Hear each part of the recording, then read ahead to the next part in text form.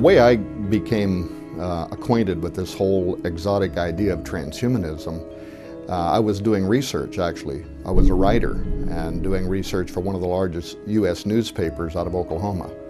And this is maybe 20-some years ago. And doing research on the history of Halloween, of all things, and somewhere I came across a term that I had never seen before called transgenics.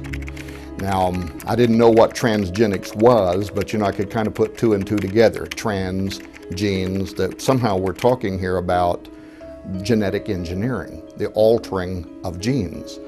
And I became fascinated with this idea because back then the science was brand new. It was not, biotechnology, nanotechnology. These were not even terms that existed. But it was following on the heels of the mapping of the human genome, which then was giving both the birth to a promise and also to the sciences that we are going to be able to do things with genetics. We'll be able to heal our bodies, we'll be able to make ourselves stronger.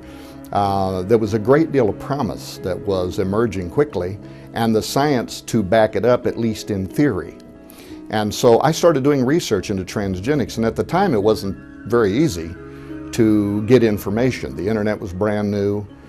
Certainly the science wasn't old enough for there to be much, that had been published in peer-reviewed journals. And I wanted to know what is the good and what is the bad and what is transgenics. And I came to understand that transgenics was simply the crossing over of species barriers. This could be done at the level of just organisms. This could be done all the way up to the level of sentient beings, that you could literally blend one kind of a creature with another creature. Why would we want to do that? What would be the purpose behind it? That was what motivated me. And quickly I began to realize that both the military and also the pharmaceutical industry both had an interest in transgenics. The military because they thought they might be able to create exotic new forms of materials that could be used. For instance, one of the first successes was a project that was funded by DARPA, the Defense Advanced Research Projects Agency, in which they created transgenic goat spiders, actually spider goats. And the reason that they did this was because they knew that spider silk is amazingly resilient, lightweight, but very strong. And yet it's not very easy, to create a spider farm where you can milk spiders for their silk. But they knew that they could do this with goats. And so that one of the first successes in transgenics was creating a goat which was part spider. It could actually grow spider silk in its milk. And then they could use this for making lightweight bulletproof vests. They could use it for creating cargo nets. But since that time until now, as we may discover later on in this discussion, it has become far more sophisticated in terms of the military's interest and the amount of dollars that are flowing into research that grew out of those early forms of transgenic science. On the other side of transgenics, which is probably the biggest part of where the funding is coming from today, is in the pharmaceutical industry. Pharmaceuticals, why? Because the industry often has to labor with the FDA to try to get permission to do testing of new drug therapies on human subjects. It's very daunting, that task, to try to get a promising new remedy potentially for some kind of debilitating disease, and then to be able to take and start trying that medicine, which is unproven on human test subjects, is not easy to do. Well, the pharmaceutical industry saw right away that they would be able to take animals and put human DNA into the animals, create a human-animal chimera, and then they could work around this problem with getting permission from federal agencies to do human experimentation, and now they could test new drugs in human-animal chimeras to see how the human elements of that creature might respond in a way that they're hoping for with these drug therapies. That too has also grown a great deal since those original transgenic experiments, in that now, of course, what the public most usually hears about is human-animal chimeras that are being created for the purposes of developing stem cell lines, and then the stem cell lines can be used for testing new therapies in hopes that we're going to lead to cures for a variety of human diseases and ailments. Anyway, it was the discovery of transgenics. And my interest in why we would have an interest in funding research into crossing over species barriers that then led me to discover that behind these emerging fields of science was a new cultural movement called transhumanism. And transhumanists are made up today really of all walks of life, everything from college kids to old hippies to academics and professionals. It has become a cultural movement, and it's quickly growing. It's international. Today there's a Christian Transhumanist Association, there's a Buddhist Transhumanist Association, there's a Muslim Transhumanist, there's a Mormon Transhumanist, and then there's just a Transhumanist Association. And for whatever reason, I've had the privilege of somehow becoming connected with some of the leading figures in the world in this area. In fact, Dr. James Hughes, who was the president of the World Transhumanist Association, when he was still the head of the WTA, contacted me and asked if I would come on his syndicated radio show, which is called Change Surfer Radio. Dr. Hughes is a bioethicist. He teaches at Trinity College in Hartford, Connecticut. He's a sociologist. He was and is really the man, the top shelf, if you will. So I agreed to do his show. And I went on his show, and not very well prepared either, but to debate the ethics of crossing over species barriers in ways that are completely unnatural. And why would we want to do that? Now, of course, as a Christian, and I would probably still consider myself a conservative Christian, I believe in a divine order. In other words, I believe that God was at the beginning of creation, and God, for whatever reasons, placed barriers between the species and ordered that each kind would only reproduce after its own kind. So in the back of my mind, of course, I want to know, what does God know that we don't know? Why did he do that? But then I would say that even if you didn't believe in divine creation, if you are an evolutionist, what we are doing now was not allowed for by evolution either. Natural selection has not done what we are now doing. And so for me, it was a cause for alarm that, they talk about throwing off the balance of nature. We were talking about doing it in ways that a former generation could not have even imagined.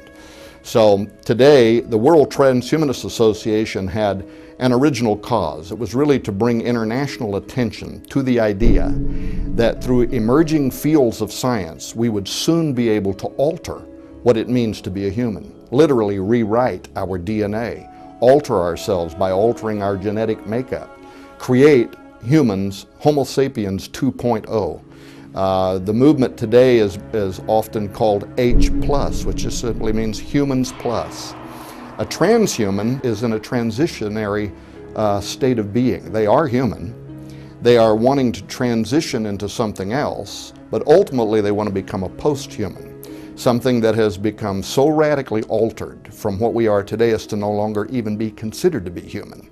And they imagine creating Homo sapien 2.0 through the use of technology, from neuropharmacology to nanotechnology, genetic engineering, stem cell sciences, robotic assistance, brain-machine interfacing, all of the new fields of science that could have an application for human enhancement is important to the transhumanist movement. Now, the World Transhumanist Association had an original goal of bringing international attention to the movement, and there was a point at which they believed that they had succeeded at doing that. And so they dropped the World Transhumanist Association name and changed it to the IEET, the Institute for Ethics and Emerging Technology. Dr. Hughes is also now the CEO or the president of the IEET, and most of the most well-known names in the world that are also involved in transhumanism, such as Nick Bostrom of Oxford University, are chairs or members of the IEET. So somehow, I never set out to somehow become involved as the nemesis, if you will, of the transhumanist movement, and I've actually became friends with people like Dr. Hughes. He has since been on my radio show. We recently did a series where we were talking about the question, are we alone in the universe, which was raised by the Royal Academy of Scientists out of the UK. And we had him come on and he talked about, future space travel from a transhumanist point of view and how our bodies could be enhanced to make us more adaptable to zero gravity states and things like that. So, but the movement is very serious and it's being taken very serious in the world today, from academia to university studies, and you'll be surprised to find out the amount of revenue literally in the tens of millions to the billions of dollars that are flowing into this futuristic dream of transhumanism now, and the adaptation of various fields of science which will be used in the very near future to alter what it means to be a human. The science is being developed now according to the world's best and government experts. It's being tested in laboratory settings and is slowly being adapted so that it can be used as a tool for actually altering what it means to be a human. With regards to who would be funding, who has an interest, that's where it begins to become really surprising, and it actually is not too difficult to verify even from secular but reputable news sources. For instance, if you were to go to Google today and type in transhumanism, you would find something like 250,000 web pages now around the world that are dedicated to both the study, philosophy, but this new world view called transhumanism. However, if you were to type in genetic engineering laboratories, you'd find more than 24 million websites in the world now dedicated to the subject of genetic engineering, which is, of course, one of the sciences that the transhumanists aspire to believe that this is going to be used to alter what it means to be a human. Now, on the ground, what does it mean? Here in the United States of America, you may remember where a few years ago, 2006, I believe, George W. Bush, in a State of the Union address, called for legislation to be enacted that would prohibit the creation of human-animal chimeras. And he wasn't just talking about embryos for experimentation, because he also talked about prohibiting the creation of exotic human life forms that could be patented. Why would the President of the United States, in a speech of record, be calling for legislation that would prohibit this technology? It's because it's emerging very quickly. And we know now that there are those rogue scientist wannabes, the Dr. Moreaus, who are already raising these to full maturity. And we can come to some of those admissions in this interview as well. For example, one of the first things that President Obama did at the executive level, as soon as he became president, he overturned restrictions that had been put in place by President Bush, which would have prohibited federal dollars, American taxpayer money, flowing in to pay for experiments to be done on human-animal chimeras and other forms of science such as stem cell sciences, which is also important to the transhumanist movement. But what most of the public doesn't realize, when we're talking about stem cell sciences, we're almost always talking about the creation of a human-animal chimera from which those stem cells are being derived. But now tax dollars in the United States from the federal level are flowing into thousands of laboratories. In the state that I live in Missouri, for instance, there is a farm that is raising transgenic pigs that are part human. They're using these pigs to actually grow organs in a test in the hopes that these humanized organs in the pigs can then be transplanted into people who are on donor waiting lists. Now, you know, years ago they called this xenotransplantation. And they had hoped to just implant entire pig organs inside humans, but the human bodies in the tests kept wanting to reject these pig organs. Now though, with human DNA actually growing inside of a pig, we may be able to create an organ that can solve this problem of organ donation. But that kind of funding from the federal level now is flowing into states in a way that had been prohibited under the Bush administration. But it goes deeper. In 2006, a fantastic thing happened. The Department of Health, which is the largest department in the United States of America which funds research into health issues, provided $773,000 to Case Law School in Cleveland, Ohio, for one reason: to develop over a 24-month period the guidelines that will be used, according to their own press release at Case Law School, used for creating policy for human enhancement regarding the next step in human evolution. Max Melhelm, who is the law professor and a bioethicist at Case Law School, was given the responsibility of leading the team of 24 to 36 months field study, if you will, using actual test subjects. Human subjects, according to the original press release, would be used for devising how policy, government policy, can be extended to human non-humans. Well, because this started in 2006, and we knew that the target ending date for this study, which was being done not just by Max Melhelm, but law professors, bioethicists, genetic engineers, people who work in the fields of genetic alteration, that within 24 months to 36 months this field study would be done. 2009 was the target date for the report to be issued. So I waited with bated breath. In what way did Case Law School actually use human test subjects to provide what the government wants, guidelines to be used for human enhancement, to set the policy for how, for instance, will the Constitution, how will the Bill of Rights be extended to a human non-human? How much of a living entity has to be human before it can be protected under our laws? Must it be 90% human and 10% something else, 50% human? So I wanted to know. Well, the end of the test came and no public statements have been forthcoming.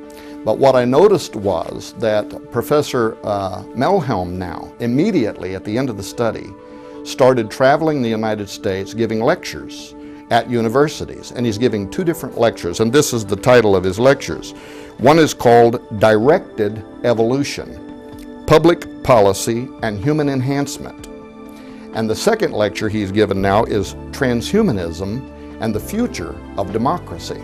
And you can go to the Arizona State University, and that second lecture is actually available as a podcast. You can download the lecture, unless they remove it from the time this film is made until the time somebody might go there to download it, but you can actually go and download it. So here you not only have the President of the United States loosing federal funds to go into research on human-animal chimeras, stem cell lines, various kinds of laboratory experiments on humans that could then be applied later on down the road through a transhumanist philosophy, the use of those technologies, but it's actually being funded through the U.S. Department of Health to actually set the policy and guidelines for how the law will be applied to human non-humans.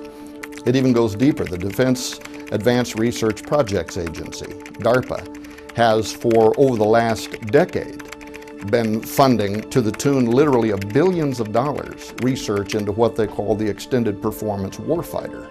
They have since removed the document, the original document on the extended performance warfighter program from DARPA's own website, but a person can Google and find the same articles that were originally published being cached across the internet. The interesting parts about the extended performance warfighter is that it even includes literally altering the DNA of soldiers. The public may more commonly hear this referred to as super soldier technology. But it got interesting this year.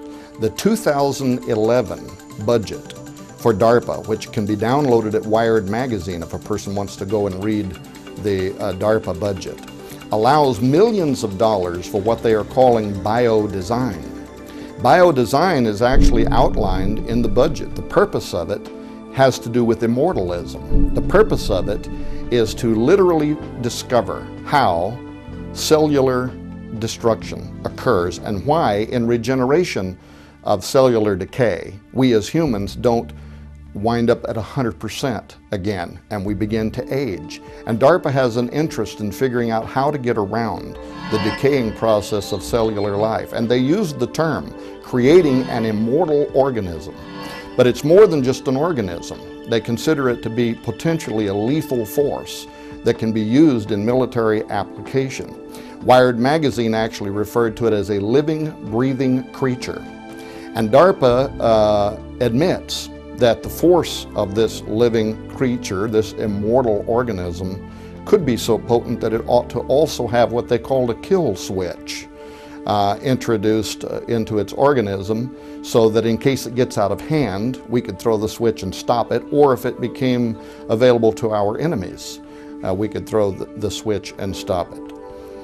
So that in the United States, we know that from the federal level, under Obama, revenue is flowing into this research. We know that from the U.S. Department of Health, revenue is flowing into this research. From the Defense Advanced Research Projects Agency. And if a person wants to do their homework, they'll find out that it's also the Air Force, the Navy, the Army.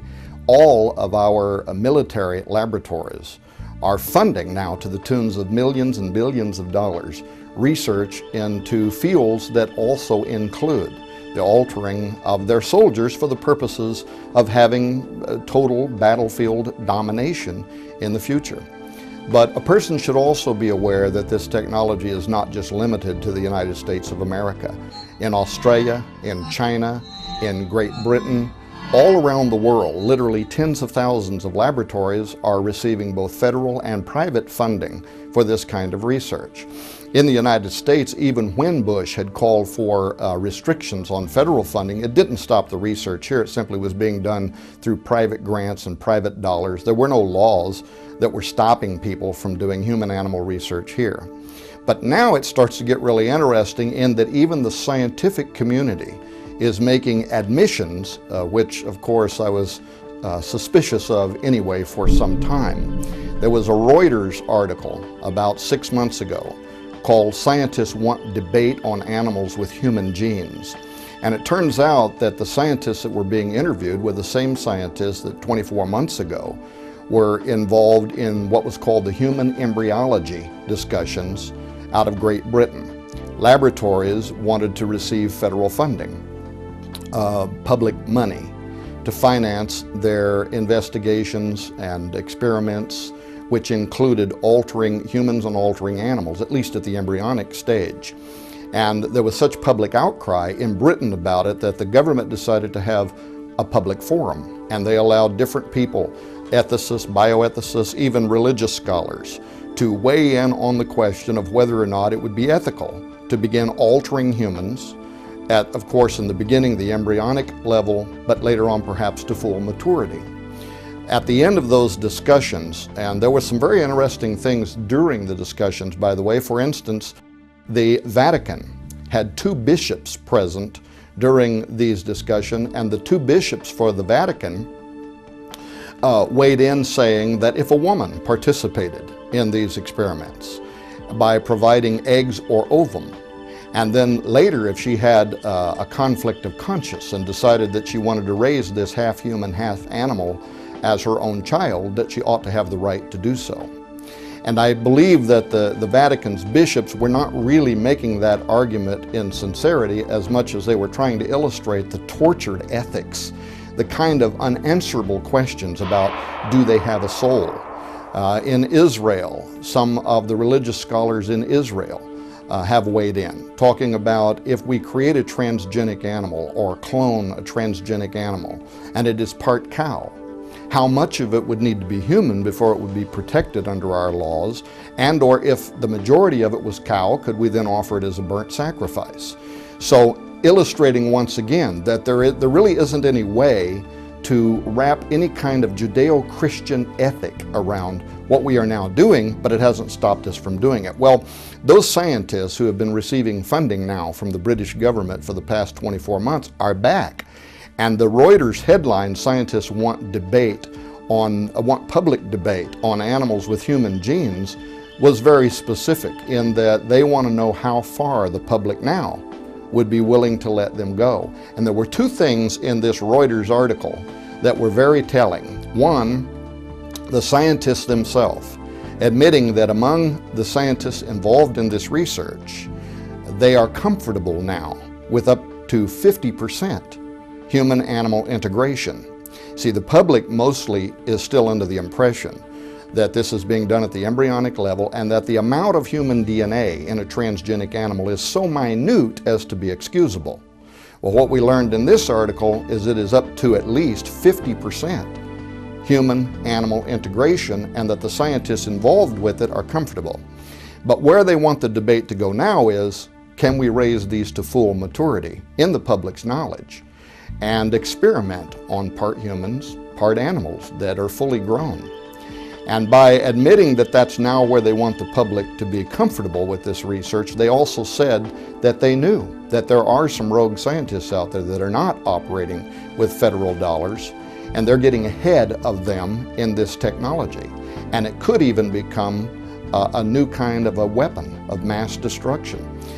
It could at a minimum become a molecular biological nightmare, because now by crossing over species barriers in ways that neither evolution nor God allowed for, we are completely uncertain about how, when this gets out of the box, where it may lead us. To answer the question, what would be the benefits of transhumanism through the eyes of a transhumanist? I can tell you, because some of them are my friends and I have had the opportunity to debate with them. And when I say friends, I don't mean that I share their worldview whatsoever, but we have, cordial conversations. It's diplomatic. And I believe in the sincerity, for instance, of men like Dr. James Hughes. Dr. Hughes would never advocate for anything, I think, that he believed would be detrimental to the future of society. So much of their ideas are altruistic in the sense that they're selfless and they're perceived to be for the good of society as a whole. For instance, longevity. One of the key objectives of transhumanism is to extend our lifespans. People who are either transhumanists or who are friendly to the transhuman vision, such as Aubrey de Grey, who is a member of the Methuselah Foundation, the whole commitment of which is to, either through diet or even more advanced applications such as genetic engineering, learn how to do things that will bring about the end of human suffering and disease, and therefore lead to longer lifespans. Learn how, through genetic engineering, for instance, to perhaps turn off what is happening when tumorous cancers are growing in our bodies.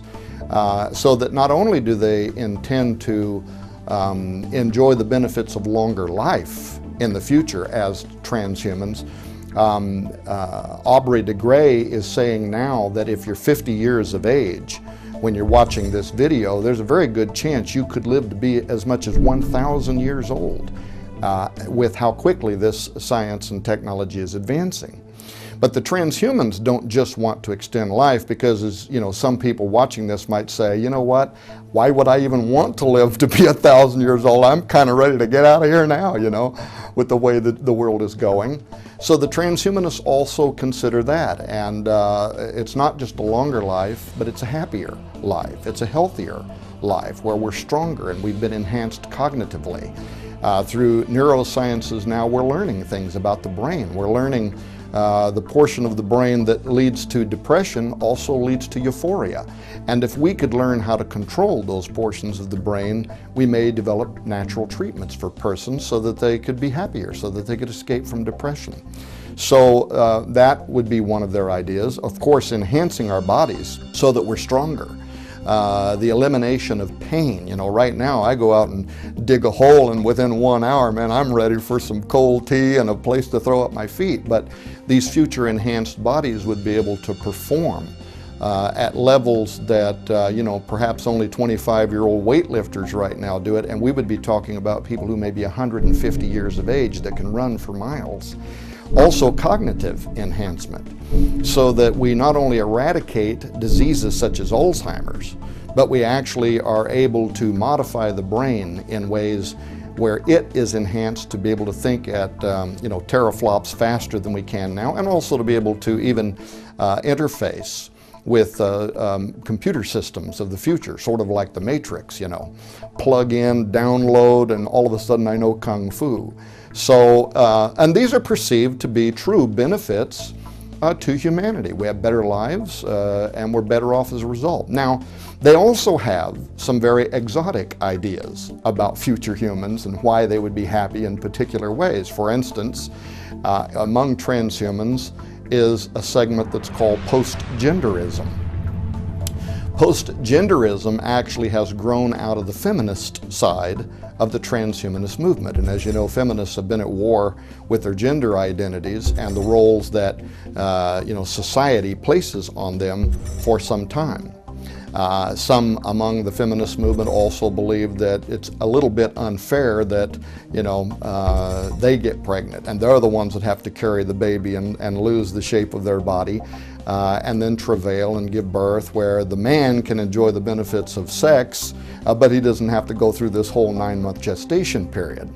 So in transhumanism, there are some very exotic ideas such as post-genderism, the idea that we will be able to develop androgynous beings, morphological beings, who will take the best of what it means to be a man and the best of what it means to be a woman and actually have a new form of life that is both man and woman, who can enjoy the benefits of things such as sex, which I mentioned a moment ago, but without the burden of having to become pregnant, having to carry a child for 9 months. And so if you look into some of their ideas, where do babies come from? Don't these future humans want to have genetic offspring? And they've developed ideas around how all this could be done within their science. You take genetic samples, and this isn't altogether cloning, but you take genetic samples from the contributors, man, woman A, and man-woman B, or future marriages may be made up of multiple numbers. Maybe there's 18 or 20 that have entered into what we would then think of as a marriage contract. And those ones that want genetic offspring can all provide samples of their genetics. And then this is taken to a specialized pregnancy center or birthing center of the future. And through some form of super in vitro fertilization, those genetic samples are placed inside of an egg which has had its nucleus removed, which is also probably donated from one of these women. It is treated with chemicals or with electricity like we do with cloning now. And it jumpstarts spindle formation, cells begin to divide, and a new man-woman made up of multiple partners begins to grow and becomes an embryo.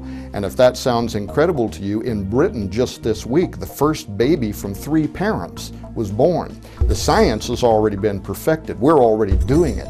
It's not as if this is as futuristic as it may sound. We're at the beginning of the gate now, but we've come through the door. The gate is open, and we're walking through it, and we're moving that direction. And they're imagining how this science could be used in ways that, in their mind, is beneficial to humanity. We no longer have the burden of gender roles. Now, what do psychologists say about a baby?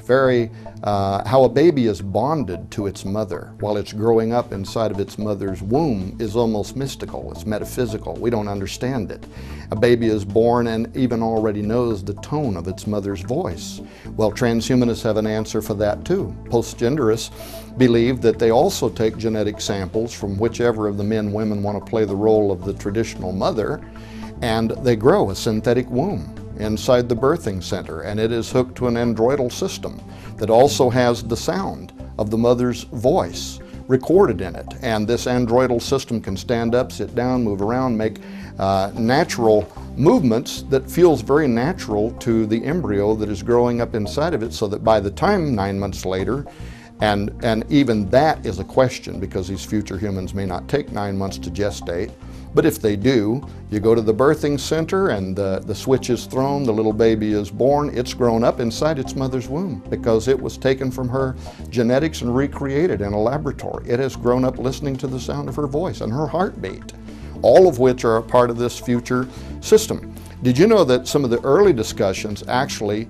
were around creating clones who would then be anesthetized, not even aware that they're alive, and their wombs would be used for gestating these children, and then afterward the clone, if not legally defined as a human, could be discarded. It would simply be a system for saving man, woman A from the burden of having to carry a child. But many of the, even within the transhumanist, philosophical community, simply couldn't tolerate that idea, and so they advanced it to growing a synthetic womb which could then be used for the gestation period. One of the other benefits that transhumanists imagine actually borderlines on the supernatural. And this started really with Nick Bostrom, who is a leading transhumanist in the world, sits on the IEET's board under Dr. James Hughes. Nick Bostrom actually earned his prestigious seat at Oxford University by writing his thesis on transhumanist values. And thankfully for the rest of us, Dr.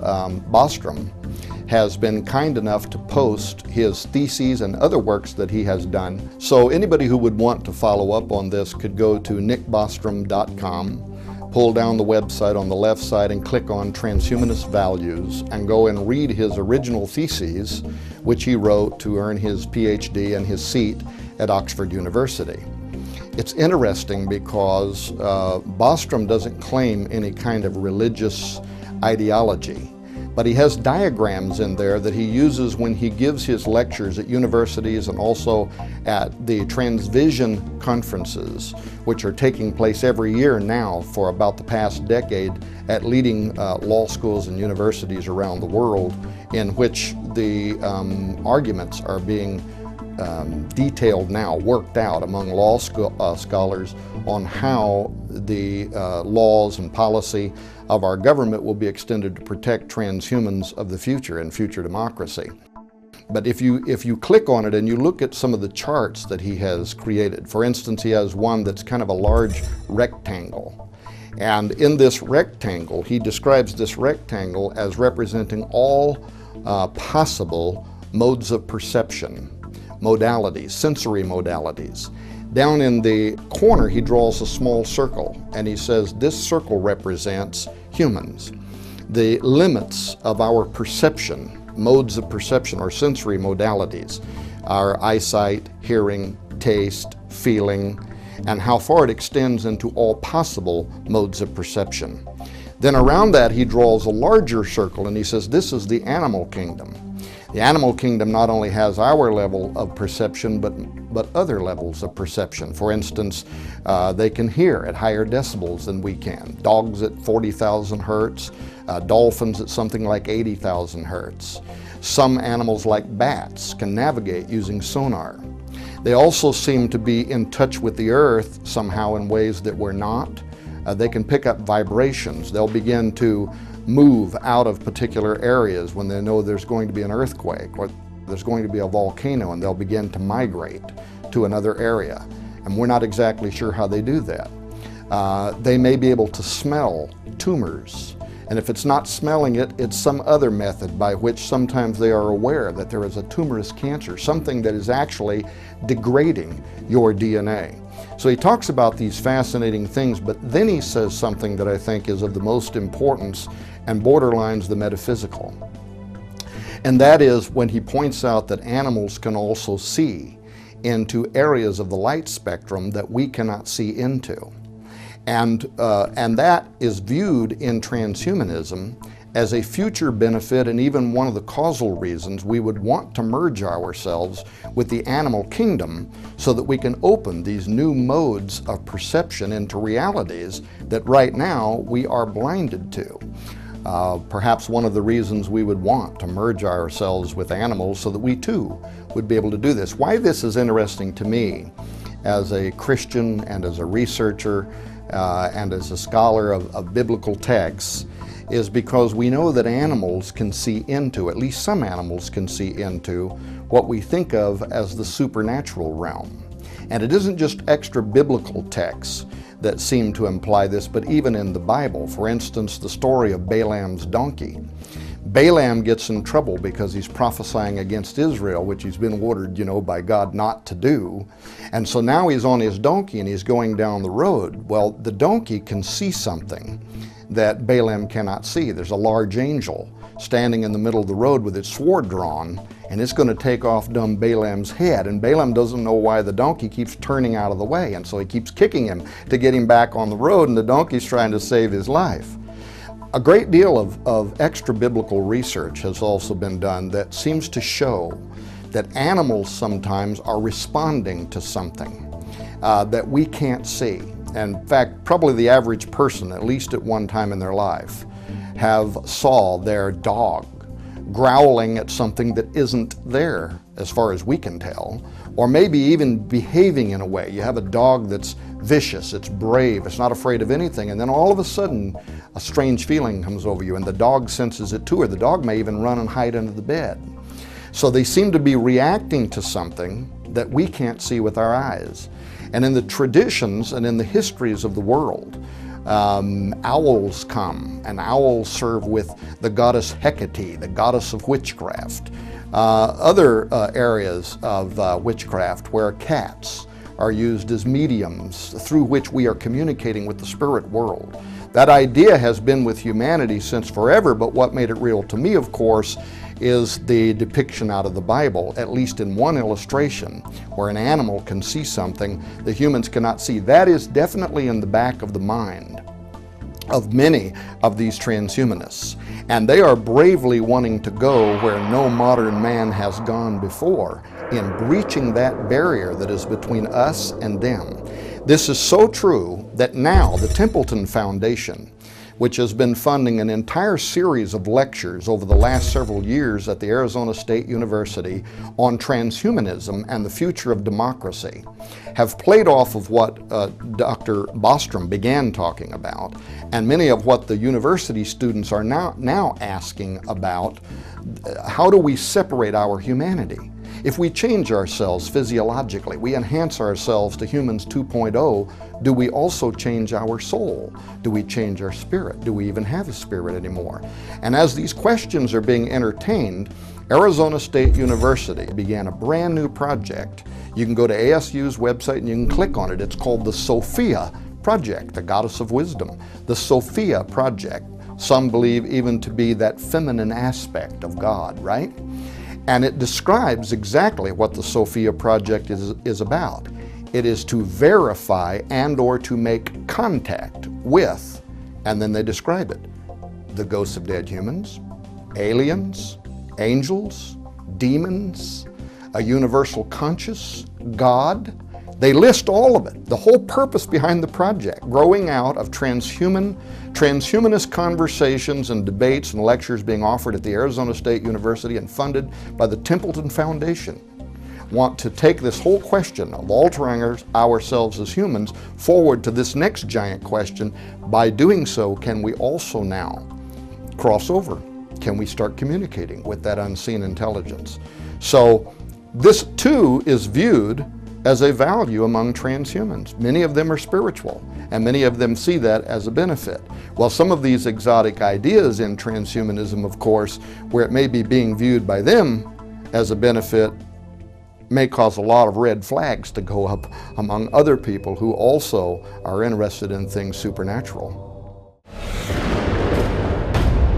There are some of the critics, of course, of transhumanism who believe that their worldview is a bit too positive, that they view this as being a utopian plan that's going to take us into the future. We're all going to live in a happy universe and have enhanced lives.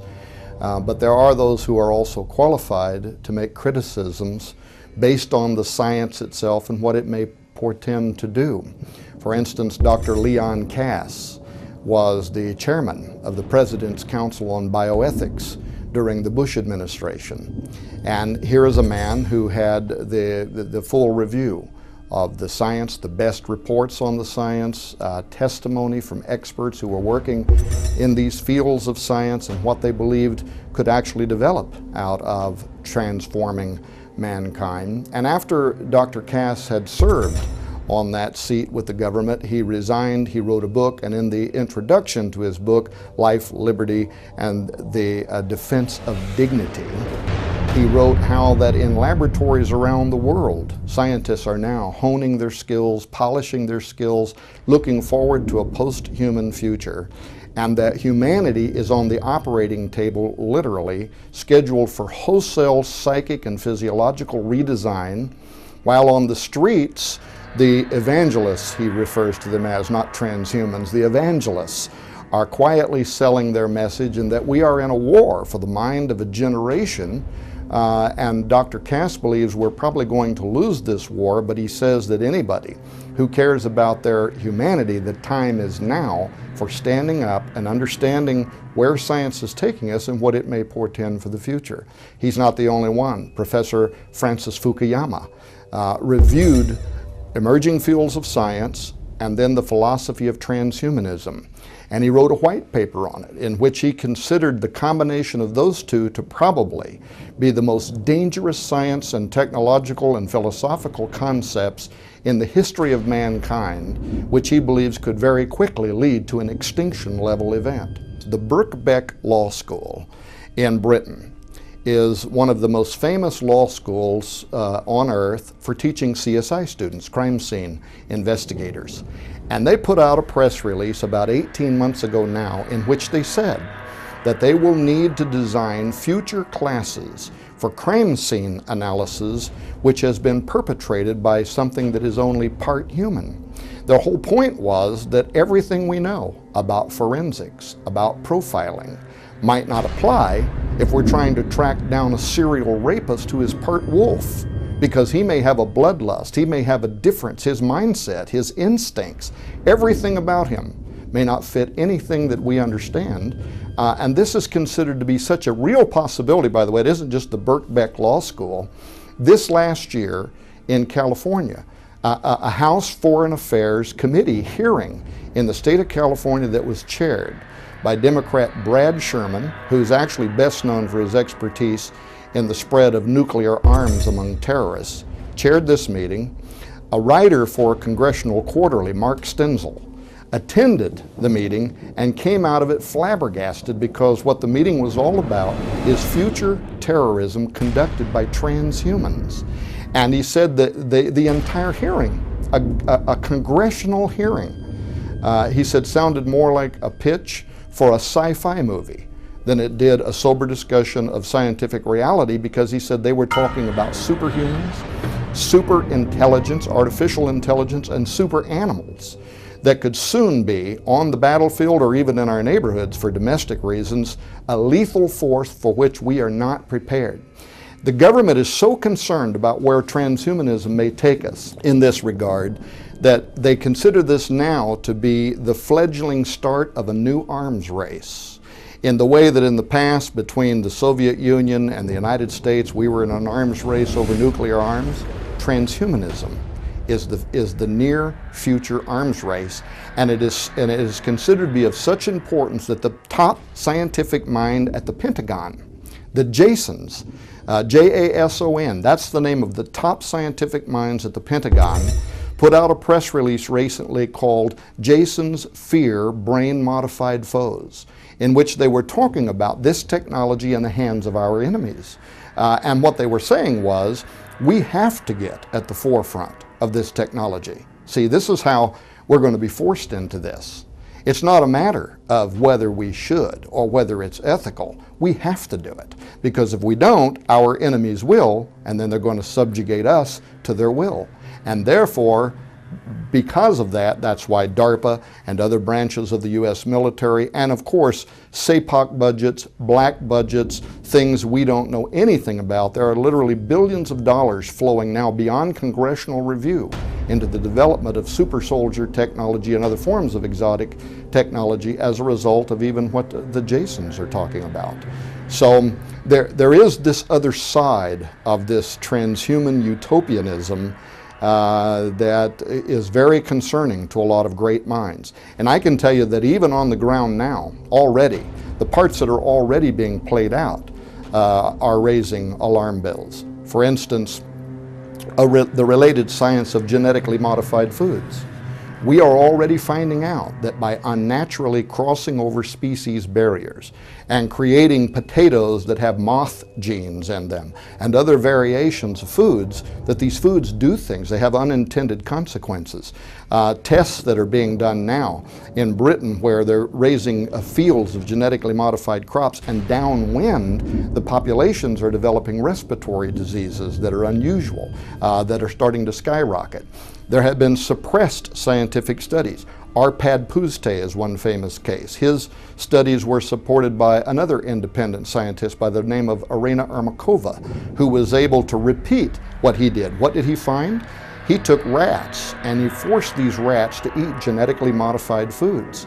They began developing tumorous cancers. Their offspring came in at half weight and died at half life. This was all done in a laboratory setting which was immediately being suppressed by a giant corporation whose name I won't mention, but who literally stands to lose trillions of dollars in the future, and therefore they are highly motivated to suppress these findings.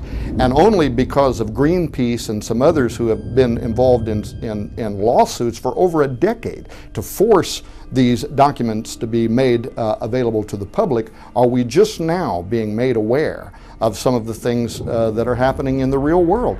One of the test studies showed that they would put rats in a cage and starve them. And then they would place genetically modified potatoes here and natural organic potatoes here, and when they open the cage doors, the rats will run to the organic product and they won't even eat the genetically modified crop unless they're starving and have no other options, and then they'll eat it. And you gotta wonder what God's little creatures know about these products that we don't know, but we very well could be opening a door to a molecular biological nightmare, to a crossover between humans and animals, or genetic foods that probably not for a decade will we really understand what the impact on our health is going to be with some of this genetic modification. But imagine now, extrapolate what we already are finding about genetically modified crops. And there are many other stories, by the way, that are now coming through into the news that show that genetically modified crops are leading to cancers in humans as well. But where are genetically modified crops? They're everywhere. They're in Kellogg's Corn Flakes.